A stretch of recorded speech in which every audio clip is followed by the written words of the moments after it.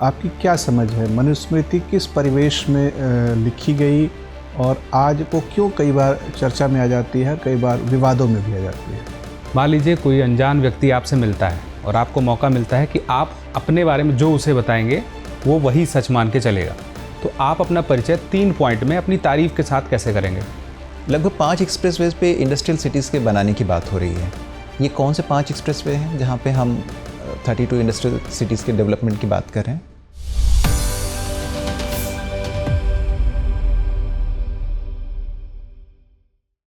May I come in, sir? Come in.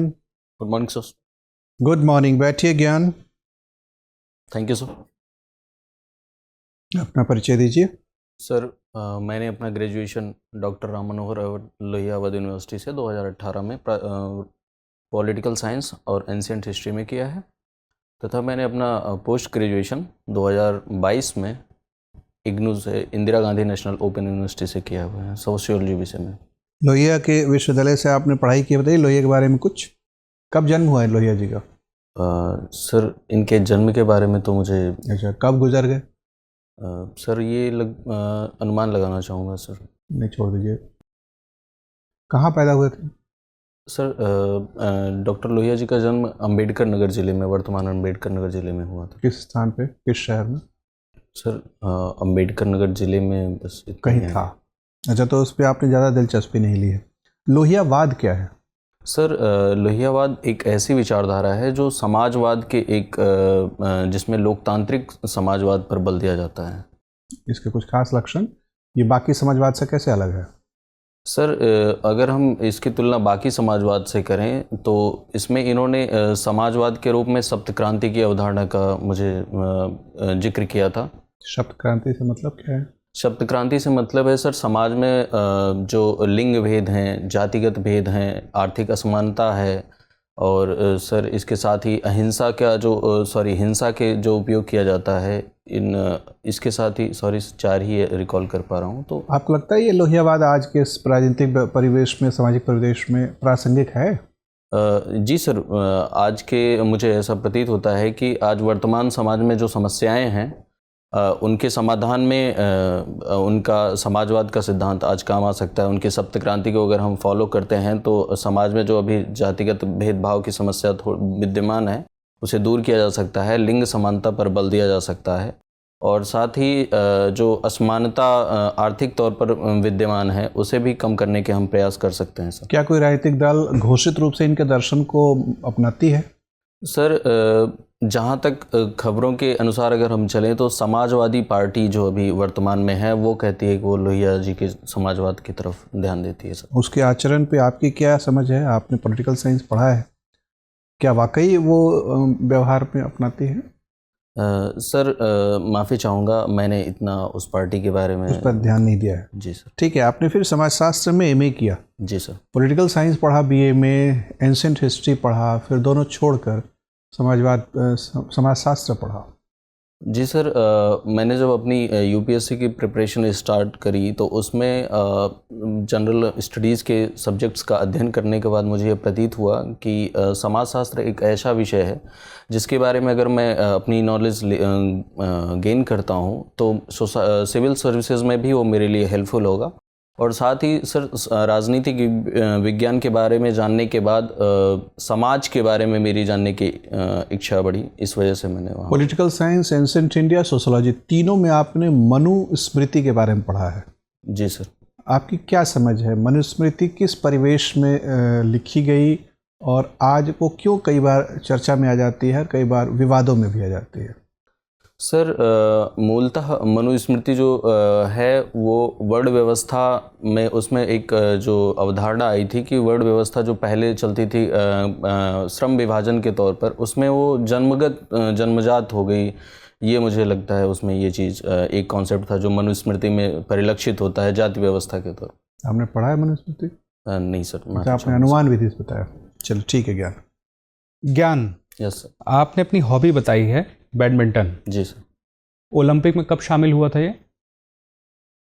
Sir idea नहीं है? चलिए कोई नहीं। इसकी खोज कहाँ पे हुई थी?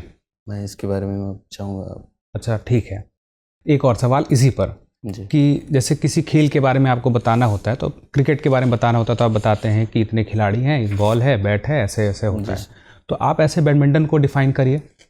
सर, बैडमिंटन जो गेम है एक इंडोर गेम है और इसमें साथ ही दो तरह से गेम किया जाता है। एक सिंगल का होता है, एक युगल का होता है, डबल का होता है, जिसमें 2 प्लेयर्स खेलते हैं। और एक इसमें सर साथ ही जैसे क्रिकेट में बैट का प्रयोग किया जाता है, तो इसमें बैडमिंटन और शटल कॉक का प्रयोग किया जाता है। अच्छा जी सर। ये बताइए, सुएज नहर और पनामा नहर, जी सर। इन दोनों में सबसे महत्वपूर्ण बात क्या है जो कॉमन है? सर, सुएज नहर और पनामा नहर ये दोनों जो ट्रैवल डिस्टेंस होती है, अगर जैसे हम सुएज नहर की बात करें तो जैसे हम एशिया से निकलते हैं और रेड सी होते हुए जाते हैं, तो इससे डिस्टेंस कम हो जाती है यूरोप की कनेक्टिविटी की। और वहीं अगर हम पनामा नहर की बात करते हैं तो सर जैसे यूएसए के अगर हम वेस्ट कोस्ट से निकलते हैं तो वहाँ से अगर हमें ईस्ट कोस्ट पे जाना है तो उसकी डिस्टेंस कम हो जाती है, ये दूरी बहुत कम हो जाती है। इस वजह से लागत बचत और ईंधन बचत के रूप में मैं इसे देखता हूँ सर। ठीक है, तो पहले कौन सा बना, सुएज या पनामा?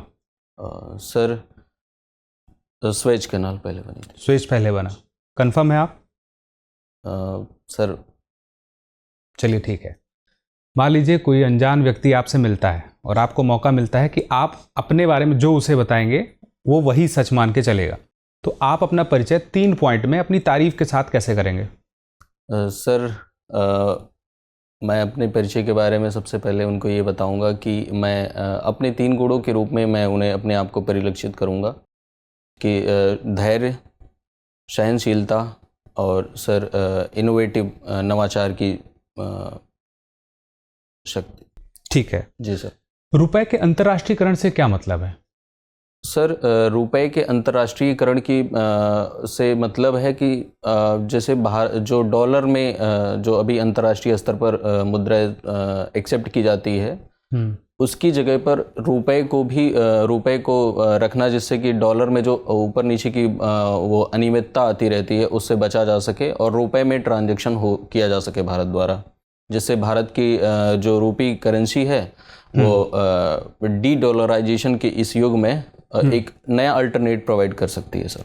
अच्छा जी सर। तो आप उत्तर प्रदेश में अधिकारी बनने वाले हैं। जी सर। तो आप मुझे ये बताइए कि भारत के किसी एक राज्य से आपको अगर मौका मिले कि आप पूरे उत्तर प्रदेश को, मतलब उसके पूरे क्षेत्र को और वहाँ के लोगों को सब कुछ एक साथ उठाकर वहाँ से दूसरे राज्य की जगह पर रखना हो और दूसरे राज्य को उत्तर प्रदेश की जगह रखना हो, तो किस राज्य की जगह पर आप रखना चाहेंगे? सर, आर्थिक संदर्भ में या सामाजिक या किस संदर्भ में? आप अपने हिसाब से बताइए। सर, ऐसे तो मैं ये मानता हूँ, मैं माफ़ी चाहूँगा सर, बट उत्तर प्रदेश की जगह पर या फिर उत्तर प्रदेश को किसी और जगह पर रखना मुझे। अगर आपको मौका मिले तो आप नहीं रखेंगे? सर हाँ जी सर, बिल्कुल। मैं सर कोशिश करूँगा कि उत्तर प्रदेश को कोस्टल लैंड में अगर रख सकूँ, कोस्टल एरिया में वहाँ से रख सकूँगा, तो वहाँ रखूँगा तो उससे यूपी की जो एक्सपोर्ट है वो बेहतर हो जाएगी, उसका ट्रेड जो होगा वो बेहतर हो पाएगा सर। चलिए ठीक है, मेरा आखिरी सवाल है कि अगर आप अधिकारी नहीं बने तो आप क्या बनेंगे?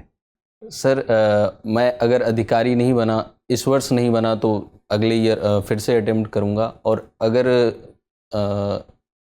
ऐसा नहीं हो पाता है तो सर मैंने अभी रिसेंट में C++ लैंग्वेज सीखी थी, तो मैं उस फील्ड में जाना चाहूँगा या फिर मैं शिक्षा के क्षेत्र में जाना चाहूँगा। ठीक है सर।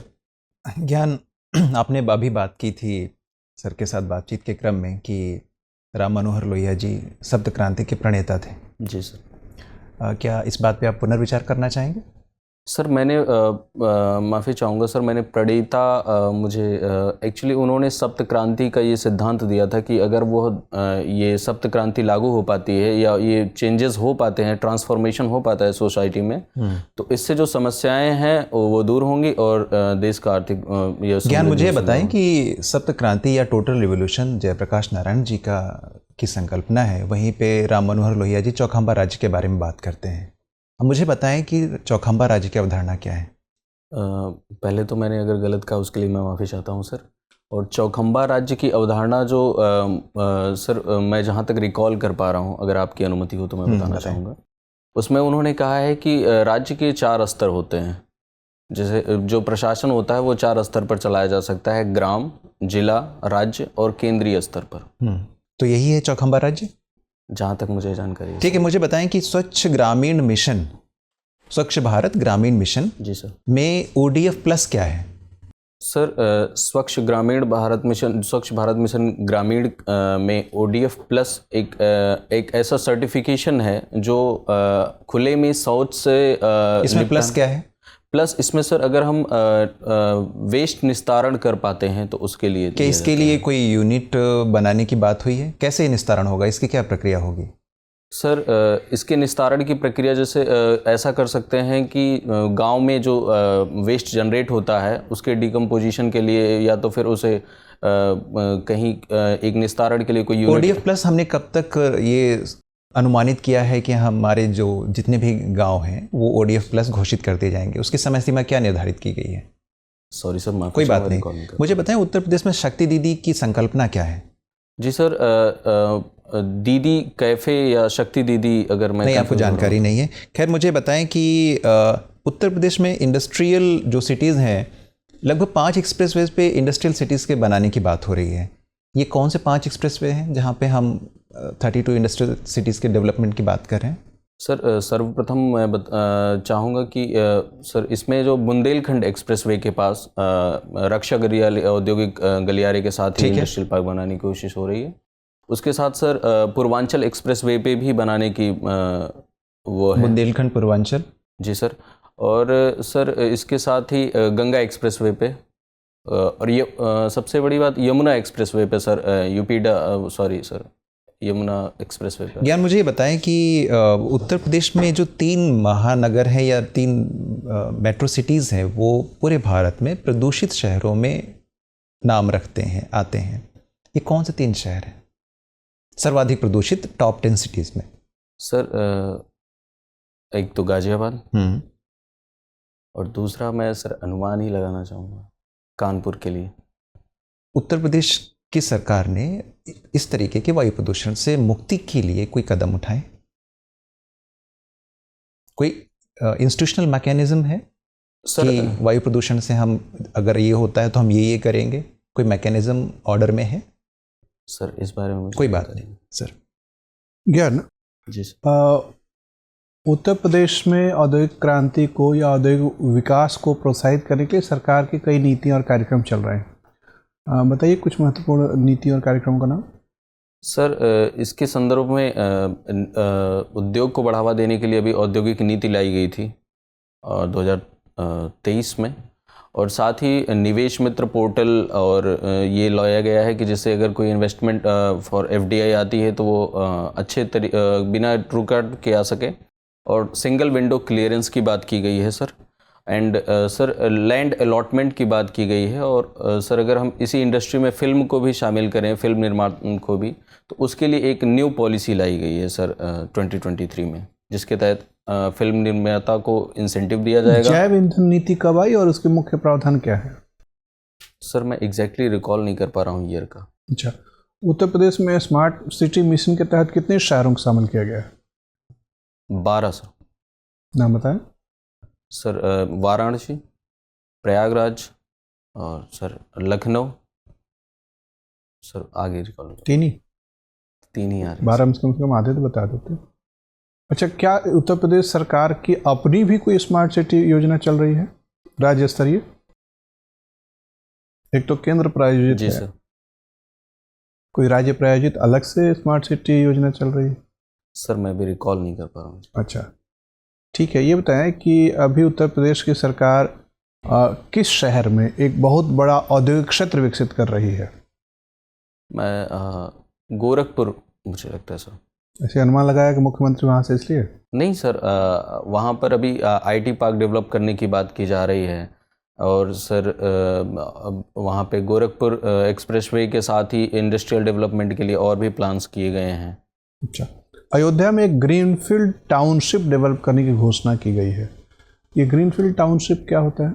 सर ग्रीनफील्ड टाउनशिप एक ऐसा कॉन्सेप्ट होता है, एक ऐसा नियोजन का तरीका होता है जहाँ पर सारी एक स्ट्रक्चर्ड मैनर्ड में, प्लान्ड मैनर्ड में एक सिटी का विकास किया जाता है, जहाँ पर प्लानिंग, फिर एजुकेशन और फिर सर इसके लिए कार्य किया जाता है। अभी यूपी गवर्नमेंट ने ग्रीनफील्ड के तहत, ग्रीनफील्ड सिटी निर्माण के तहत ही वैदिक सिटी के तौर पर इसे विकसित करने का प्रयास किया है। अच्छा, यूपी में किस किस शहरों में मेट्रो रेल परियोजना चालू है? सर यह यूपी में सर लखनऊ में और कानपुर में सर।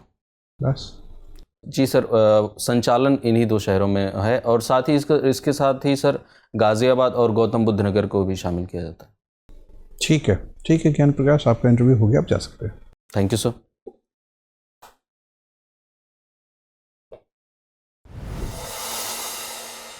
आइए, बैठिए। Thank you sir.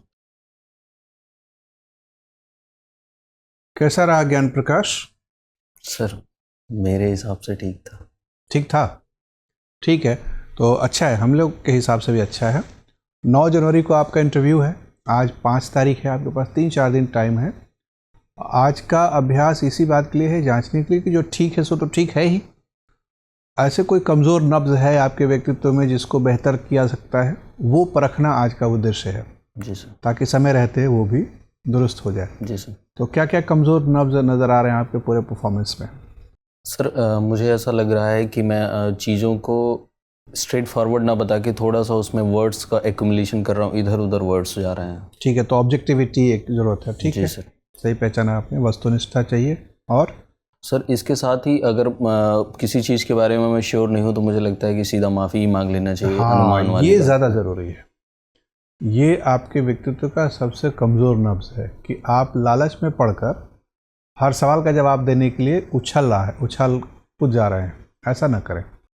आप में एक जवाबदेही का बोध होना चाहिए। आप अब इस उम्र के हैं, कल को अधिकारी बनेंगे। हर प्रश्न पे, हर विषय पे अपनी राय दे देना, वो चौपाल वाली मानसिकता छोड़नी चाहिए। तो जहाँ आपके पास तथ्य है, सोची समझी अपनी समझ है, गंभीरता है उसमें, तो व्यक्त कर दे, वो आपसे अपेक्षित भी रहेगा। लेकिन जहाँ कहीं आपने या तो विचार नहीं किया है या तथ्य नहीं है, तो कोई बात नहीं, ये कोई अपराध थोड़ी है। इंसान, धरती पे इतना सारा ज्ञान है, आपका तो नाम ही ज्ञान प्रकाश है, तो इतना सारा ज्ञान है कि सारा ज्ञान एक व्यक्ति के मस्तिष्क में तो आ नहीं सकता। अच्छा, दूसरी चीज़ है कि आज तक आपने एक निश्चित ज्ञान प्राप्त किया है, कल कुछ और ऐड करेंगे उसमें, परसों कुछ और जुड़ेंगे, तो आप इसमें कहिए कि उत्साह के साथ कि हाँ सर, ये मैं पढ़ूंगा, ये बहुत अच्छा है, लेकिन अभी तक मैं इस पर नहीं पढ़ सका हूँ। लेकिन गलत ना बोलिए, जैसे वो आपने लोहिया जी के बारे में कुछ बता दिया, ऐसा ना करें। लेकिन आप चूँकि राम मनोहर लोहिया विश्वविद्यालय से पढ़े हैं जी सर, और उसी इलाके के रहने वाले भी हैं, तो उनके बारे में तो पूरा पढ़ ही लीजिए। सोशियोलॉजी में भी उनके विचार प्रासंगिक हैं और पॉलिटिकल साइंस में भी उनके विचार प्रासंगिक हैं, मनुस्मृति पर भी उनके अपने विचार हैं। जी सर, मैं पढ़ लूँगा। तो उसको एक दफ़ा पढ़ लीजिए, हो सकता है उधर से प्रश्न आ जाए। और लेकिन बस यही एक बात ध्यान रखिए, और थोड़ा अपनी हॉबी भी तैयार करिए। आपने जो कि लिखा है या बोलने वाले हैं अपने परिचय में कि बैडमिंटन खेलना या देखना आपकी हॉबी है, तो तैयार करिए। क्या आपको पता है कि राष्ट्रीय स्तर पर यूपी से कितने खिलाड़ी चैंपियन रह चुके हैं, नेशनल चैंपियन बैडमिंटन के? सर इस बारे में नहीं पता है, बस एक नाम याद है मुझे, अनीता मोदी का। अनीता मोदी का? जी, मैं नाम गलत नहीं हो रहा हूँ तो। अनीता नहीं, अमिता, तो वो तो महाराष्ट्र की थी, यूपी की नहीं थी। नहीं सर, अभी मैंने कल ही पढ़ा था यूपी स्पेशल में, तो उनका विवाह यूपी के एक लड़के से हो गया। अच्छा, लेकिन अमिता मोदी से ज़्यादा इम्पोर्टेंट है कि आप याद रखें किसका, उनके हस्बैंड मोदी का, सैयद मोदी सर, वो थे गोरखपुर के, और वो 80 से 87 लगातार राष्ट्रीय चैंपियन थे। उनसे शादी हो गई, इसलिए उनका वो यूपी की निवासी हो गए। ठीक है, अब लेकिन उनका नाम अमिता मोदी नहीं है, उनका नाम बदल गया। क्यों सर? अब अगर आप बोलेंगे तो प्रश्न पूछेंगे आगे, आप ध्यान रखिएगा। उनका नाम इसलिए बदल गया क्योंकि उन्होंने दूसरे व्यक्ति से शादी कर ली। कैसा? हाँ, लेकिन एक ज़माने में उनका नाम अमिता मोदी था। बहरहाल, लेकिन उससे भी पहले एक खिलाड़ी थे, सुरेश गोयल। वो 1960 के दशक में नेशनल चैंपियन थे। वो शायद यूपी के पहले थे आज़ादी के बाद जो बैडमिंटन का नेशनल चैम्पियन बने। सर इस बारे में मैं ये आपसे मैं जानना चाहूँगा कि मैं बैडमिंटन ही बताऊँ, क्योंकि अभी तो सर कोई हॉबी ऐसी पर्टिकुलर बहुत अच्छी थी नहीं, ये खेलना पसंद करता था मैं, इसे ठीक है, मैंने तो लर्न किया है, तो घबराइए इस मत। वजह से मैं अरे ये जानकारी हासिल करने में मुश्किल से 1 घंटा लगता है। बैठ के विकिपीडिया पे टटोलिएगा, बैडमिंटन की उत्पत्ति किस देश में हुई, किस परिस्थिति में हुई, राष्ट्रीय स्तर पे कौन कौन से खिलाड़ी हैं, कौन कौन सी प्रतियोगिताएं होती हैं, ये 1 डेढ़ घंटे का काम है। तो इसी बहाने कर लीजिए तैयारी। जी सर। ठीक है, लेकिन कर लीजिए। अगर आप बोलिएगा, क्योंकि कुछ ना कुछ हॉबी बोलिएगा तो ये सब तैयारी कर लीजिए। सुल्तानपुर के रहने वाले हैं जी तो ये भी पता होगा कि सुल्तानपुर की मांग उठ रही है नाम बदल देने की। जी क्या नए मांग है? सर उसका नाम प्राचीन में जो था कुश भवनपुर फिर से किए जाने की मांग उठ रही है। अच्छा, कुशीनगर भी एक है, जी सर। उसका नाम कुशीनगर क्यों है? सर कुशीनारा उनका उस जगह का प्राचीन नाम था, तो इस वजह से वो भी कुशीनगर है। उसका कोई कुश से लेना देना? ये कुश भवनपुर तो कुश से लेना देना माना जाता है। सर इसके बारे में मुझे आइडिया नहीं हुआ कुछ। तो कुश की राजधानी थी कुशी भवन नगर, ऐसे मान्यता है। तो लव की भी तो कहीं राजधानी रही होगी।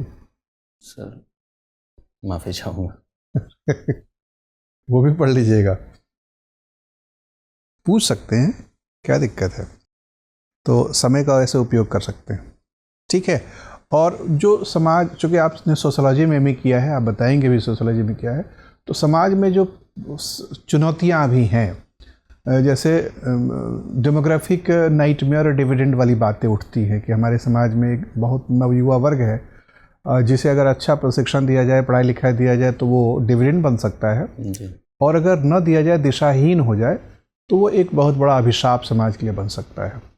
तो उस संदर्भ में उत्तर प्रदेश में जो युवा वर्ग है वो, उसमें कौन कौन से आपको लक्षण नज़र आ रहे हैं? एक सोशलॉजिस्ट के नज़रिए से आप इस पर गौर करें।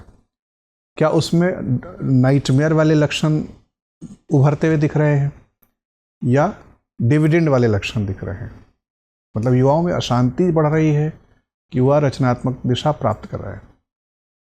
उस संदर्भ में फिर एम्प्लॉयमेंट, स्किल डेवलपमेंट, नई शिक्षा नीति पे सवाल जा सकता है। उस तरीके से उत्तर प्रदेश में ऐसा, अब तो हालांकि कम हो गया, लेकिन लव जिहाद की घटनाओं पर काफ़ी प्रशासन सक्रिय था। तो एक समाजशास्त्री के नज़रिए से आप बताइए कि लव जिहाद क्या होता है, ये किस तरीके से सामाजिक संस्थाओं को या सामाजिक मूल्यों को प्रभावित करता है? सर लव जिहाद जो कॉन्सेप्ट था उसमें अगर कोई हिंदू धर्म की महिला या फिर किसी हिंदू धर्म की महिला अगर किसी मुस्लिम व्यक्ति से भी विवाह करती है तो इस संदर्भ में लव जिहाद का कॉन्सेप्ट है। उसको ठीक से करिए। पहले तो जिहाद शब्द की व्याख्या करिए कि जिहाद का मतलब क्या होता है। जिहाद का मतलब धर्म युद्ध होता है। तो अगर कोई व्यक्ति हमला करता है, जिहाद में एक व्यक्ति हमला करता है दूसरे पर अपनी धर्म की रक्षा के लिए, नहीं? तो उस संदर्भ में पहले उसका अर्थ समझ लीजिए। अगर प्रश्न आता है तो आप उसको संतुलित भाषा और शब्द में व्यक्त करेंगे, उलझना नहीं है उसके अंदर। ठीक है। तो ये सब जो चीज़ें हैं, चाहे नशाखोरी की एक समस्या है कि गुजरात में नशाबंदी है, बिहार में नशाबंदी है, देश के कुछ एक और अन्य प्रांतों में भी नशाबंदी है, पंजाब के साथ साथ और हरियाणा के साथ साथ आजकल यूपी में भी नशाबंदी घटनाएं बढ़ती हुई दिख रही हैं, नशाखोरी की समस्या है। तो उसके लिए आपके पास क्या समस्या है? अगर आपको अधिकारी बना दिया है तो आप क्या कर सकते हैं? सोशल इविल्स मतलब सामाजिक जो बुराइयां हैं जी सर, उन पे गौर करना है। दहेज वाली हत्या बहुत सारी है, उत्पीड़न की घटनाएं दिख रही हैं, दलित कन्याओं के दमन की घटनाएं कई बार रिपोर्ट में आती रहती हैं। जी सर। ठीक है। या महिला मात्र के दमन की। तो जो भी सोशोलॉजिकल नज़रिए से चीज़ें इंपॉर्टेंट है उस पर थोड़ा सा गौर करिएगा, अपनी राय बनाइए और तथ्यगत ज्ञान भी। एट द सेम टाइम सरकार के जो विकास कार्यक्रम हैं, चाहे हम लोगों ने जो सवाल पूछा इंडस्ट्रियल के लिए या पर्यावरण के परिस्थिति के लिए, पारिस्थितिकीय संतुलन के लिए, औद्योगिक विकास के लिए, रोजगार सृजन के लिए, उस पर भी आपको अवगत रहना है। तो ये सब हो जाएगा 3-4 दिन में, लेकिन बैठ के आपको टारगेट तय करना पड़ेगा कि मेरे को 2 घंटे में ये कर लेना है, अगले 2 घंटे में ये कर लेना है।